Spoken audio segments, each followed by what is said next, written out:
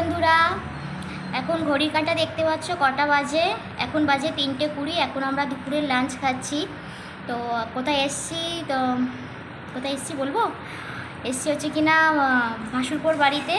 আজকে সানডে এসছিলাম একটা দরকারে। তো অনেক কিছু বৌমা রান্না করেছে। কী কী রান্না করেছে তোমাদেরকে আমি দেখাচ্ছি, দেখো।